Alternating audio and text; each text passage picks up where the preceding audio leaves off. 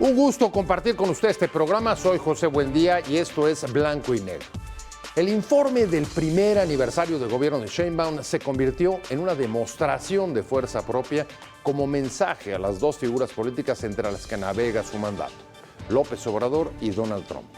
La dedicatoria al primero fue exaltar el legado obradorista y rechazar las críticas que le exigen separarse de su mentor para rebatir que solo buscan terminar con la 4T.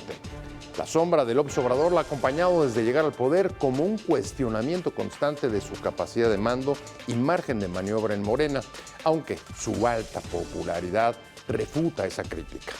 El principal logro de Sheinbaum en su primer año es político. Consiguió imponerse a los rivales internos que heredó del pacto para la sucesión presidencial y consolidó su liderazgo como muestra el giro de la política de seguridad y anticorrupción, aunque omitió referirse al macronegocio del contrabando ilegal de combustibles. Y, como dicen, corregir no es romper. Pero no obstante los cambios, la reducción de algunos delitos hasta ahora no alcanza para cantar victoria contra el crimen, mientras que los escándalos de corrupción de miembros de su partido socavan la legitimidad de Morena. El otro destinatario de su ejercicio del músculo político es Trump, dado que del acuerdo de la renegociación del TEMEC depende el futuro de su sexenio. El raquítico crecimiento del primer año es la mayor debilidad de su gobierno. Refleja tanto la incertidumbre externa como la falta de confianza de los empresarios nacionales por sus reformas al Poder Judicial y a la Ley de Amparo. ¿Qué acuerdos necesita con los empresarios para revertir la caída de inversiones en su sexenio? ¿Hasta dónde cederá para ahuyentar la incertidumbre económica? ¿Y dónde topará la lucha anticorrupción y la inseguridad? Estas son algunas de las preguntas que deja su primer informe. Y esto es Blanco y Negro y comenzamos.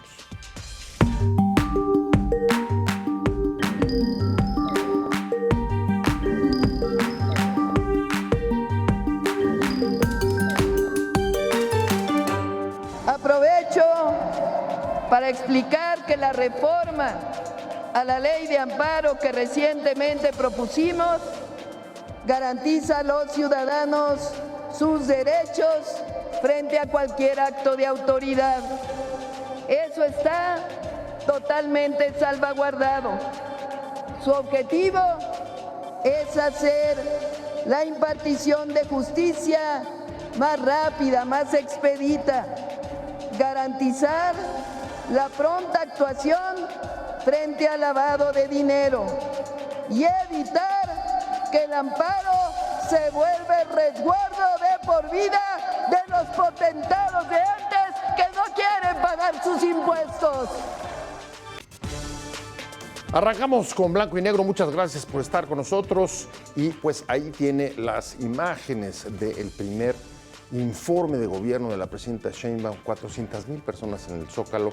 Un ejercicio de músculo político para demostrar, pienso yo, fuerza propia. Pero ¿por qué necesita hacer esa demostración de fuerza? Me da mucho gusto que esté con nosotros. Vamos a tener una mesa para analizar cómo arranca este segundo año de la presidenta Sheinbaum. Y van a estar conmigo Hernán Gómez Bruero, usted lo conoce, periodista y analista político. Roy Campos, analista y director de Consulta Mitofsky. Y Luis Eliud Tapia Olivares, que es abogado experto en derechos humanos. Roy, te saludo con mucho gusto. Y me gustaría arrancar con esa pregunta. No sé si coincidas de que lo que vimos el domingo fue una demostración de fuerza propia, pero la pregunta es, ¿y por qué la necesita con la popularidad tan alta que tiene? A ver, yo creo que sí la necesitaba porque no la tuvo en su inicio. Es decir, su inicio generó incluso, llegó con bajas expectativas, sin luna de miel, sin el mando, se veía todo como López Obrador.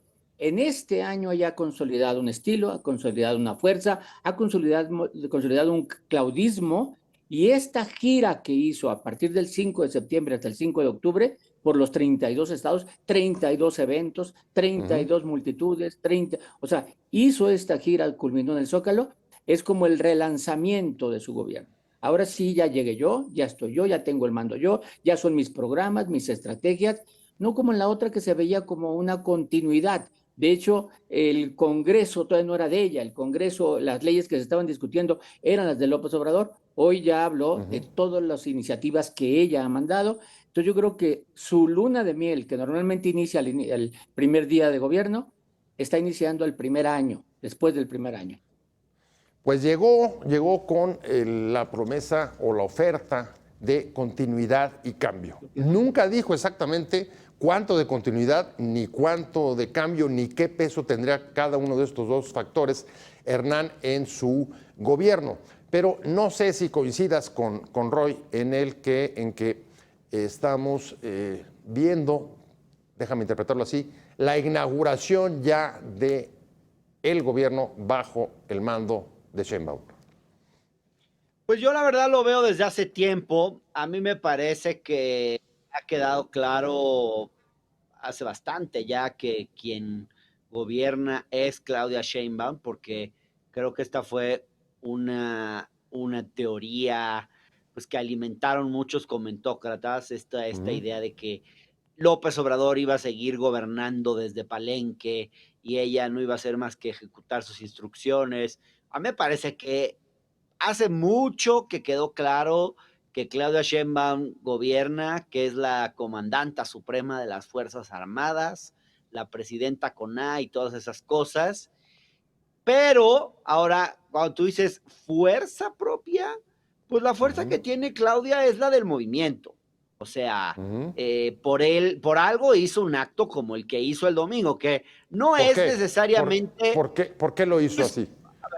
¿Para no reafirmarse? Es no, porque es la de liturgia fuerza. obradorista, es la liturgia cuatroteísta de tener la plaza llena, aunque no sea, digamos, lo que se le ve más natural a ella, donde se le vea mejor. Yo no necesariamente creo que es donde Claudia Sheinbaum como jefa de Estado luzca más, en una plaza llena y gritando, y ni siquiera tiene mucha voz la propia Claudia Sheinbaum.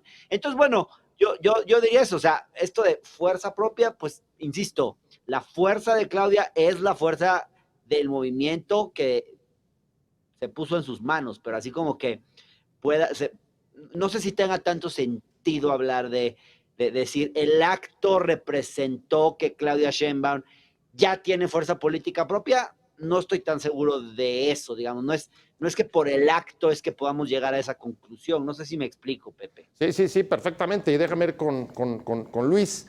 Hernán dice plaza llena, Luis, y efectivamente fue una plaza llena. Él dice es un poco el seguimiento de la liturgia apoyada por el movimiento. Y desde ahí, pues como vimos en el inserto de entrada, comienzan los mensajes. Y uno de los mensajes más importantes sobre la ley de amparo. Y dice, la ley de amparo es para acabar con los potentados que evaden impuestos. Perdón, acabar con la evasión que hacen algunos potentados, para frasearlo correctamente. ¿Qué te pareció, Luis? Ese es uno de los mensajes. Para eso, o desde ahí, tenía que hacerlo, desde esa plaza llena.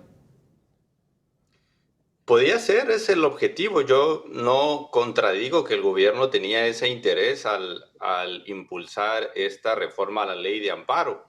El problema es que la ejecución no viene así, no viene una reforma que diga si tienes más de 1,000 millones de pesos, no procede la suspensión para ciertas cosas. La reforma a la ley de amparo es pareja. La complicación sobre la suspensión de actos reclamados es para todas las personas. La complicación sobre interés legítimo es pareja. Entonces, el mensaje de que esta reforma solo va a servir para que el amparo no sea utilizado como estrategia para no pagar impuestos por algunos despachos, como sí ha sucedido, no parece estar alineada con la minuta que al menos tiene en este momento la Cámara de Diputados y que va a discutir. Todavía además está este transitorio que ordena aplicar la reforma en perjuicio. Y claro, de forma retroactiva en perjuicio de las personas. Y lo otro que hay que decir es que me parece que decir que ahora vamos a tener un amparo ágil y rápido para las personas sigue en cuestionamiento todavía, y eso no se garantiza con esta reforma a la ley de amparo. ¿Cómo ves, Roy, hablando de los mensajes y ligado con lo que decía Hernán hace un momento sobre la liturgia obradorista, lo que vimos con un mensaje desde la plaza sobre la ley de amparo y atacar o evitar la evasión de los potentados, ¿es parte de esa liturgia solamente o es un mensaje para enardecer a sus bases? ¿Cuál es el objetivo? Porque los destinatarios parecen bastante claros, ¿no? El ejemplo más conocido en la opinión pública es Salinas Pliego. Sí, mira, primero voy a hablar de la liturgia. Efectivamente, que la liturgia de la 4T, del movimiento, como era la liturgia del PRI. Y creo que el PRI perdió porque dejó de usar esas liturgias, ¿no? Esas son liturgias de poder que así se hacen, ¿no? Entonces, y el PRI se olvidó de ellas en cierto momento y cómo le fue. Pero hace un año, en la liturgia de hace un año de la toma de protesta, el grito era Obrador. Es un honor estar con Obrador. Hoy era un honor estar con Claudia hoy. O sea, ese sí hubo una transición completa del Obrador a Claudia hoy. Ella le dedica el inicio, los primeros 4 minutos de los 55, a dejar claro que respeta al fundador, que lo admira, que es honesto y que nunca va a romper de él. Eso lo deja claro. Lo menciona 2 veces y no lo vuelve a mencionar. Así es. Y no lo vuelve a mencionar. Es decir, a partir de ahí soy yo. Y a partir de ahí está como tangencialmente cuando habla de la reducción de la pobreza o del incremento de los salarios, pero todo lo demás habla de ella, de sus propuestas, de sus obras. Menciona las obras de López Obrador, las 4, las defiende las 4, sin mencionar, por cierto, el tren ísmico, pero menciona a Mexicana, el Tren Maya, el AIFA, la refinería. No menciona el Tren Maya, yo creo que se le pasó, pero después se lanza con muchas de ellas. Defiende el agua, es decir, es de ella. Manda mensajes, muchos mensajes. Como presentaste al principio, el mensaje a Trump estuvo como en 4 o 5 ocasiones ahí, ¿no? Como 4 o 5 ocasiones con la soberanía, con los migrantes, con el TEMEC, 4 o 5 veces ahí. Mensaje para López Obrador, mensaje para los que gastaban mucho dinero. Es decir, nada de que anden gastando dinero, para los que roban, o sea, estuvo lleno de mensajes. Para los empresarios, a final de cuentas, la ley de amparo la mezcla con otras. Incluso la ley de amparo en proceso, es decir, esa todavía no se aprueba, sino esa está en proceso. Sí dice efectivamente, para que no dejen de pagar impuestos con una dedicatoria, ¿no? Porque el único caso conocido de ese tamaño es uno nada más. ¿no? Sí, Pero sí o está sea, lleno de el hipermillonario personaje. se destinaba a uno. Ricardo Salinas Pliego. Ajá. Sí, que ya se volvió parte de empresario y político, ¿no? Está en las dos, canchas. En las 2 cachuchas, así es. Sí, a veces empresario y a veces político. Pero sí, fue un discurso muy bien cuidado, un evento muy bien organizado, una comunicación muy bien hecha y llena de puntos. O sea, recorrió con una didáctica de lo que hicimos, por qué lo hicimos, qué hicimos y para qué lo hicimos. O sea, muy bien estructurado. Quien se lo haya escrito, pues salió muy bien. A ver, en efecto, Hernán, el mensaje para López Obrador fue clarísimo y sobre todo para los críticos que les exigen, que le han venido exigiendo desde un principio, cuestionando su mandato y su margen de maniobra, que se separe de López Obrador, dejó muy claro que no va por ahí y halagó a López Obrador y además se dijo beneficiaria de su propio legado. Pero ¿y cuál te parece que fue el mensaje para Morena a lo largo de su discurso? ¿Qué les quiso decir? Quiero volver al tema López Obrador porque no coincido con lo que dice Roy. Yo no veo yo creo que quieren crear una división entre Claudia y López Obrador y para nada. O sea, yo creo que López Obrador estuvo en el discurso todo el tiempo. O sea, empieza hablando de López Obrador, le dedica como 6 minutos al legado de López Obrador y después, dice Roy, ya no habla de López Obrador. Claro que sí, o sea, ya no lo menciona, todo el tiempo está. Es más, no importa, es que no hace falta mencionarlo, lo invoca, mira, lo invoca en el estilo del acto. Es un acto típicamente obradorista, es un diseño, es un tipo de acto inventado por López Obrador. El formato del informe es muy de López Obrador, nada más es más corto, eso sí, el estilo cambia. Pero luego además Claudia Sheinbaum reivindica una serie de logros que son continuidad del gobierno anterior. O sea, cuando cita el salario mínimo, pues aumentó de 88 pesos a 279. Cuando habla de un montón de reformas que menciona, fueron propuestas como parte del plan C y se aprobaron en esta administración, unas buenas, otras malas. Yo diría muy buenas las que tienen que ver con la ampliación de derechos sociales, y ese tipo de cosas. Desafortunadas aquellas que tienen que ver con la centralización del poder y con un poder cada vez más autoritario, en mi opinión. El tema de la reforma judicial que lo menciona. O sea, hay muchas cosas que están presentes y que es muy difícil separar López Obrador de Claudia Sheinbaum. Yo no creo que ni le interese separarse de López Obrador. No, bueno, eso lo dejó demasiado, claro. Eso ni lo que dejó lo claro, tenga Hernán. que hacer. Así Ni es, que lo tenga que hacer. lo dejó además Ni yo clarísimo. pienso eso, ¿eh? Ni yo pienso eso. O sea, tampoco O sea, ¿por pienso qué eso. lo vas a hacer si es un presidente, si es el mayor, primero, es el mayor líder social y político que ha tenido este país? La verdad, para bien y para mal. Es una figura que sigue siendo muy querida por la gente. Ella, pues digo, no tiene nada de malo decirlo, también tiene gratitud porque es obvio, ¿no? Que él se inclinó por ella para la presidencia de la República. Espero que nadie piense que decir eso es misoginia, porque es un hecho de la realidad. En fin, yo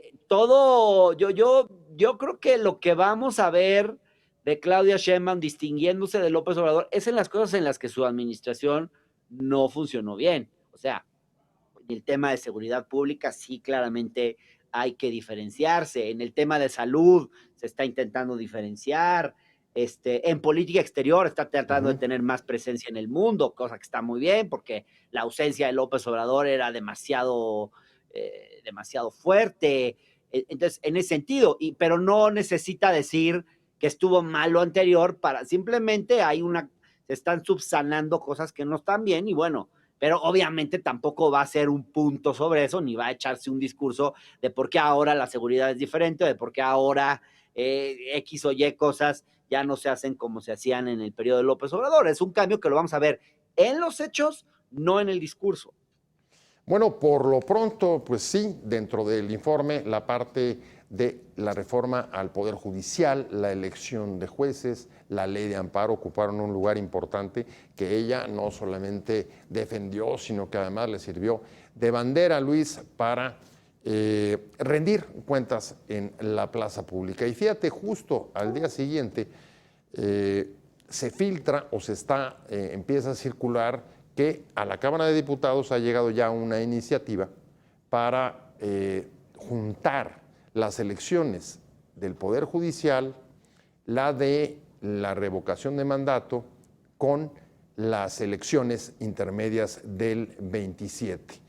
Como si, en efecto, Morena volteara a ver el liderazgo que mostró Sheinbaum el domingo para tratar de colgarse de ella ante los escándalos que han rodeado a sus distinguidos militantes. ¿Cómo ves, Luis?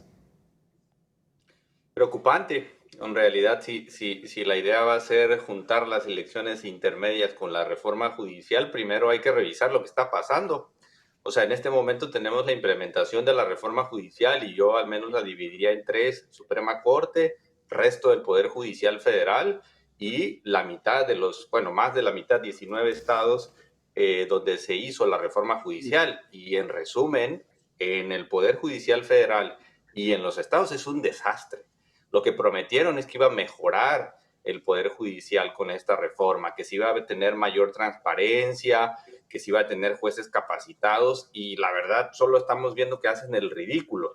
Y haría el análisis distinto con la Suprema Corte de Justicia de la Nación. Ahí yo creo que lo que se decía, que iba a haber una Suprema Corte totalmente alineada a los intereses del gobierno, no se ha visto. Más bien parece que hay un debate interno bastante intenso.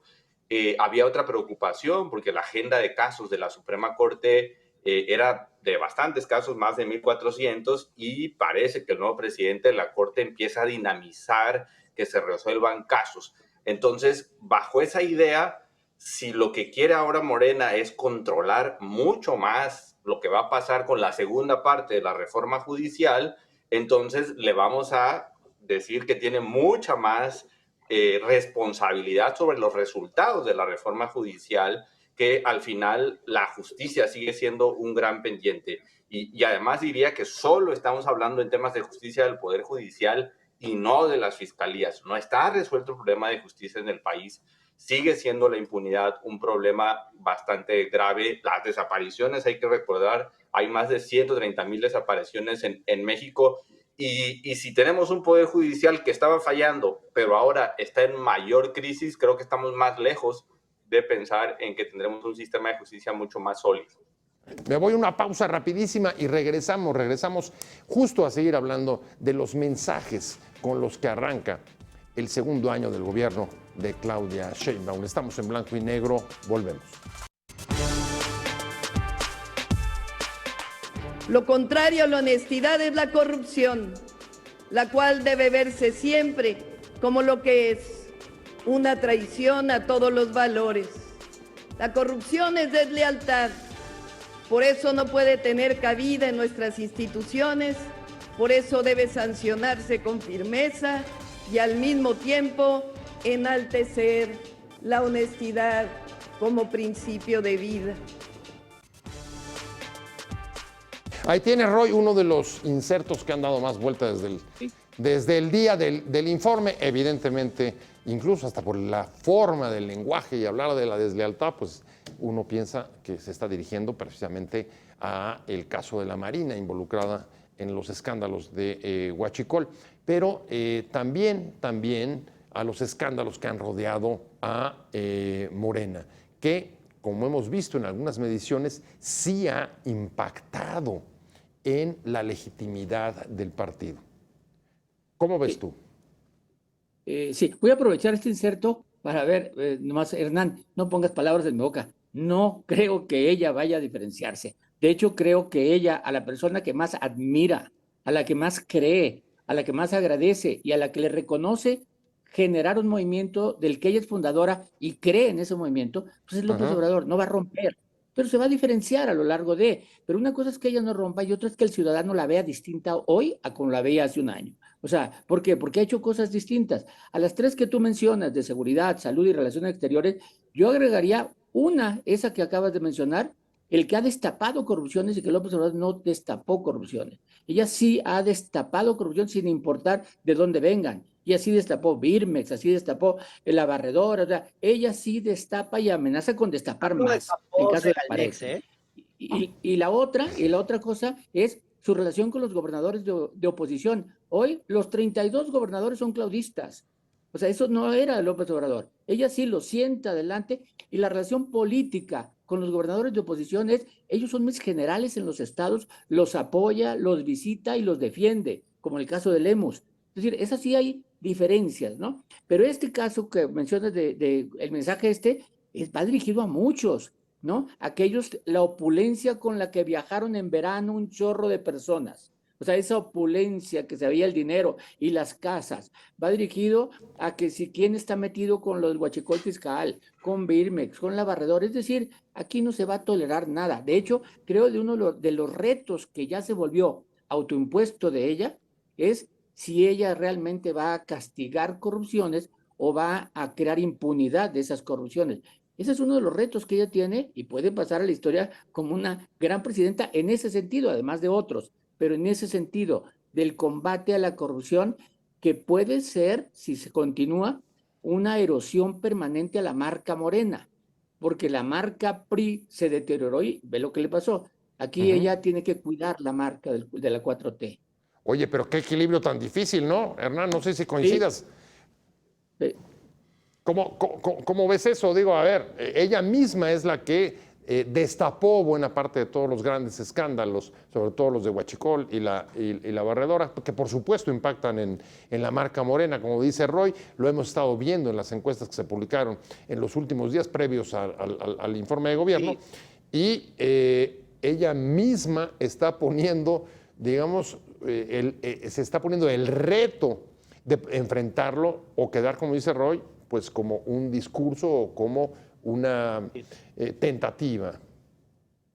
A ver, yo he escuchado que Claudia Sheinbaum es más dura contra la corrupción que López Obrador, que es más intolerante frente a la corrupción, que no la deja pasar tan fácilmente como lo hacía López Obrador en su pragmatismo, pero al mismo tiempo creo que, a ver, primero recordar que en campaña ella presentó un plan muy ambicioso contra la corrupción, un plan que hizo el hoy senador Javier Corral Jurado, que de ese plan no se ha hecho absolutamente nada. Era un plan interesante. Una fiscalía anticorrupción. Crear una agencia anticorrupción, una serie de cuestiones que no se ha hecho nada.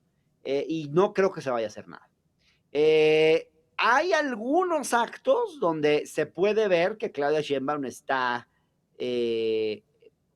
o ella o la 4T, digamos, porque lo de Hernán Bermúdez, pues es la Fiscalía de Tabasco, ¿no? Dependiente pues en los hechos del gobernador de ese estado. Pero yo más bien veo que el tema de la corrupción está siendo la expresión de una disputa al interior de Morena y de la 4T. ¿Entre quiénes? Allí donde. ¿Entre quiénes? ¿Disputa entre quiénes, Hernán? ¿Quiénes están disputando? Bueno, voy a hablar de eso. Allí donde se avientan determinados dardos, determinados golpes, podemos suponer, hay razones políticas. Por ejemplo, el tema del huachicol fiscal, que me parece muy bien que Claudia Sheinbaum lo haya puesto en la mira, pues tiene que ver con la política recaudatoria que tiene la presidenta Claudia Sheinbaum, donde ahí pues ese tema obviamente pues es estratégico porque ahí había una sangría de recursos, hay todavía una sangría de recursos enorme.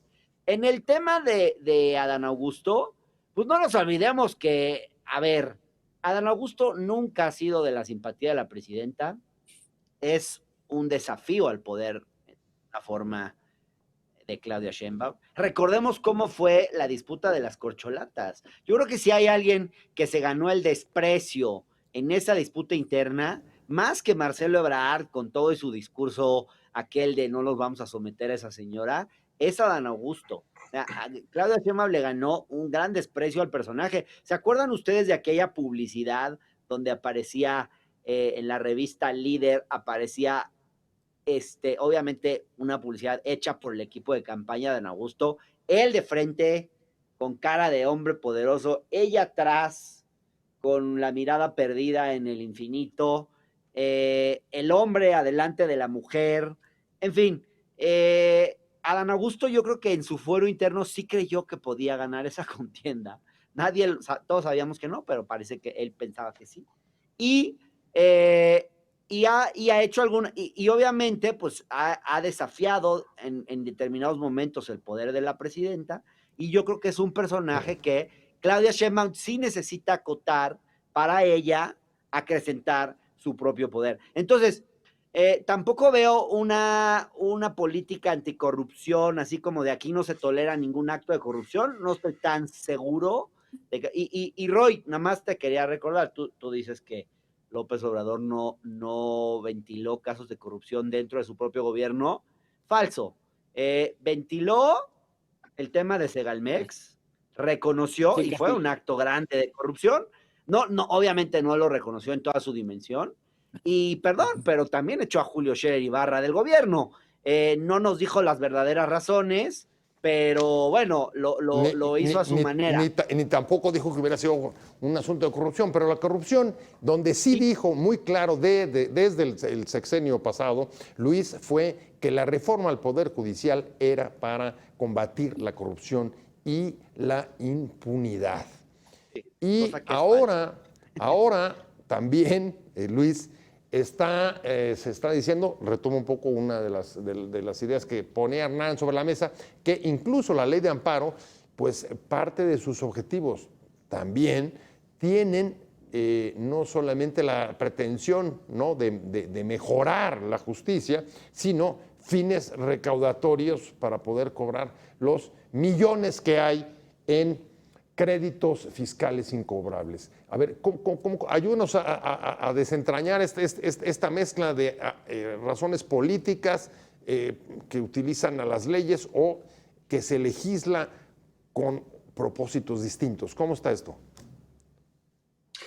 Sí, diría primero nada más sobre la conversación de las investigaciones de corrupción. Perdonen, soy el abogado en la mesa, pero hay que esperar a que se lleven los procesos, que se respete el debido proceso, que se presenten acusaciones en fiscalías y que los jueces decidan, jueces independientes, si todas las personas acusadas son responsables, porque ya hay una cantidad de gente que ha sido juzgada en los medios y luego el debido proceso se nos olvida en todos esos casos, y creo que es una cosa importante de decir. Ahora, sobre la reforma a la ley de amparo, también hay que recordar que esta ya es la reforma del gobierno de Claudia Sheinbaum.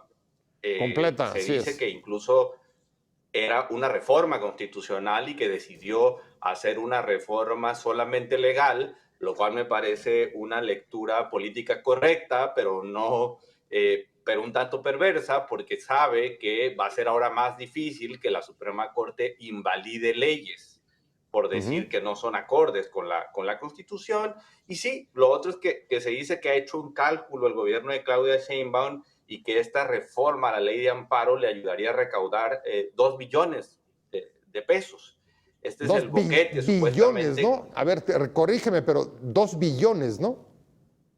2 billones, sí, 2 Ajá. billones de pesos sería el boquete que estaría cerrando con esta reforma. El problema para mí es lo que decía al principio, la consecuencia de que tengamos un amparo engorroso, complicado, caro, en el que va a tener todavía más posibilidades las autoridades de incumplir. Y es una cosa que se dice poco, las autoridades hacen chicanadas para no cumplir amparos, presentan incidentes, pierden firmas. O sea, también las autoridades responsables abusan del amparo y esta reforma más bien va hacia ellas. Y yo la verdad cuestiono que estemos combatiendo la corrupción con la reforma de la ley de amparo, que todavía no está vigente, y con la reforma judicial. Y digo esto último, que se haga un nuevo estudio sobre nepotismo, como el que hizo el consejero Borrego en su momento, que se haga hoy un nuevo estudio sobre nepotismo en este Poder Judicial para ver cómo andamos en eso. Estos temas, Roy, el de buscar o combatir el huachicol para evitar la sangría al erario, la ley de amparo para poder cobrar créditos fiscales millonarios, me lleva a un punto irremediable, y lo estamos viendo incluso en datos. El INEGI dijo, se cayó la inversión en los 11 primeros meses de Claudia Sheinbaum, cerca de 7.7%. Es bastante alto, 11 meses seguidos. A ver, hacia adelante, Roy. Necesita llegar a un acuerdo con los empresarios nacionales porque, curiosamente, son los que no están invirtiendo. Los extranjeros sí están invirtiendo, está llegando inversión extranjera, pero los nacionales no. ¿Cómo lo ves tú? ¿Cuál es el acuerdo? ¿Qué tiene que hacer? A ver, totalmente coincido, ¿eh? Todo tiene que ver con economía. Necesito recaudar, necesito invertir. Si no tengo suficiente recaudación, no me va a alcanzar para obras o para proyectos o para programas. Es decir, necesito dinero y las expectativas de crecimiento no son muy altas. Ella argumenta, no decrecimos, logra como un éxito el no haber decrecido, ¿no? O sea, en otras épocas eso hubiera sido no una época, sino una, no, pero ahora el decir, vamos a crecer 1.2 y ya le pone techo al 1.2 cuando las expectativas 0.6, 0. Es decir, sí estamos en problemas. Muchos inversión, pero los que invierten necesitan garantías, Estado de Derecho, seguridad, ¿no? O sea, y de repente hay propuestas de ley que les dan desconfianza. La Suprema Corte, a final de cuentas, está en examen permanente. A partir de que es nueva, es examen permanente. Cada cosa es lo que decía hace, Luis. Sí. examen permanente. Y luego viene una reforma electoral, que también va a estar en cuestionamiento la reforma electoral, ¿no? Entonces, yo creo que los inversionistas, si no se han ido, es porque el mundo está igual de mal en todos lados. Tampoco que haya muchas opciones, ¿no? O sea, entonces, pero sí, para darles garantía, tiene que darles realmente certeza jurídica. Pero sí, uno de los retos que tiene Claudia Sheinbaum para el próximo año, tiene seguridad, corrupción, pero uno es crecer. O sea, es el reto, tiene que hacer crecer al país ante una perspectiva de mundo complicada y de México complicada ante el TEMEC. ¿Tú crees, Hernán, que digamos la parte política ya la tiene dominada, consolidó su liderazgo, se ha, digamos, ha neutralizado a sus principales rivales de la sucesión y ahora la batalla sea en el campo de la economía, donde es más difícil porque depende de muchos otros factores que no controla poder ganar? ¿Cómo ves tú? ¿Cómo? ¿Se cambió Sí, el terreno de juego o no para el próximo año? En parte, querido Pepe, pero yo creo que la política nunca está muy separada de la economía. Hay temas políticos que inciden en las decisiones de inversión. A mí me parece que esta reducción en la inversión privada del empresariado nacional, obviamente es una mezcla del contexto internacional, tiene que ver con Donald Trump, pero también me parece que tiene que ver con un empresariado que ve a un poder político que está mostrando que va a tener dificultades para autolimitarse. Y ya hay dos demostraciones importantes. Una es la reforma judicial, es una muestra clara de que aquí hay una convicción de que como somos mayoría podemos arrasar con quien sea y con lo que sea y hacer lo que sea, porque eso es la reforma judicial. Y lo otro pues es el tema de cómo venía la ley de amparo, porque esto es una, digo, no, por suerte hubo un buen trabajo ahí en el Senado de Javier Corral y algunos otros senadores que como que le bajaron bastante a lo que venía. Bueno, pero al menos verdad, hicieron una consulta. Hicieron un parlamento abierto que no era parlamento abierto, pero en el fondo era más o menos eso. Y ahí se expresaron, yo estuve uno de los días, se expresaron argumentos bastante sensatos de por qué pues, no se podía equiparar el interés legítimo al interés jurídico, por qué no, porque es importante que se puedan seguir promoviendo amparos, digamos, colectivos. Es cierto, todavía hay cosas que preocupan, esto del retroactivo que se metió de último momento, pero que por suerte ya se va a corregir, en fin.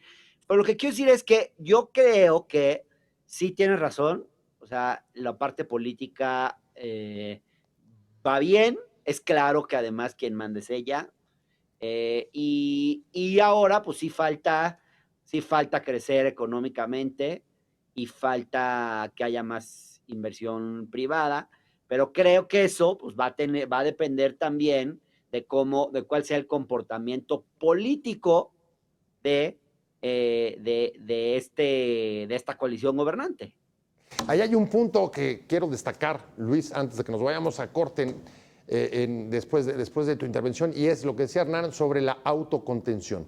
¿Te parece que, en efecto, la reforma al Poder Judicial, ahora la ley de amparo, lo que están generando, más allá, digamos, de la letra de la ley, es este temor de una mayoría insensible que saca adelante lo que le da la gana y se contiene poco frente a las necesidades de un país pues tan amplio y además donde hay poderes que son decisivos para el futuro de la economía, como por ejemplo los empresarios?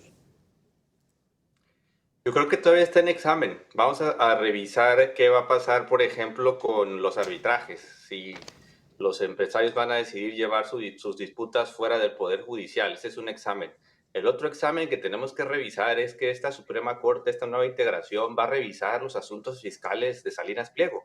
Hay que recordar que la ministra Lenia Batres, a quien la Corte anterior le había dicho que no podía votar esos asuntos, ahora la nueva integración de la Corte decidió darle los expedientes y que ella presente un proyecto a sus pares. Entonces yo creo que ese es un segundo examen que para mí va a mostrar cuál es la inclinación del gobierno y de la Suprema Corte al respeto al debido proceso, a una decisión legítima y a una decisión que se base en la ley.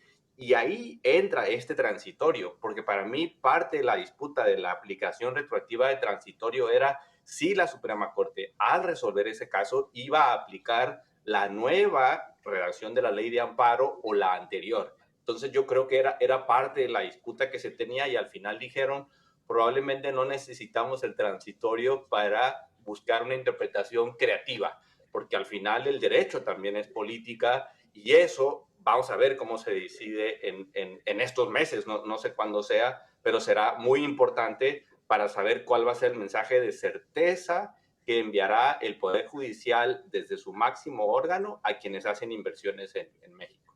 Oye, pero ahí nada más un punto rapidísimo, y es saber, si los empresarios deciden apartarse, digamos, de los canales, de los tribunales para resolver sus conflictos, y los ciudadanos también prefieren tratar de buscar otra clase de procedimientos como la mediación, eso no en sí mismo sería digamos, tomar distancia de la sociedad frente a las instituciones, sería un fracaso en este examen del que estás hablando. Totalmente, o sí, claramente diríamos el poder judicial no está siendo el centro de resolución de disputas. Al final, el acceso a la justicia es un servicio público que nos tiene que brindar el Estado, y si los particulares deciden llevarse sus pleitos a otros lados, incluso fuera de México, en realidad es un fracaso del sistema de justicia y un fracaso de este servicio público que tiene que brindar el Estado. Me queda todavía un mensaje fundamental, porque en buena medida el destinatario tiene que ver puede marcar el futuro del sexenio de Sheinbaum. Pero déjenme ir a una pausa y regresamos en un minuto. Estamos en Blanco y Negro, volvemos.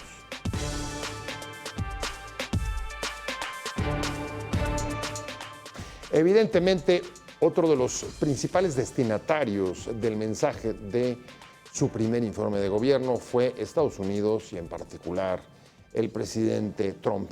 Roy ya en uno de los bloques anteriores empezó a tocar ese punto de Estados Unidos.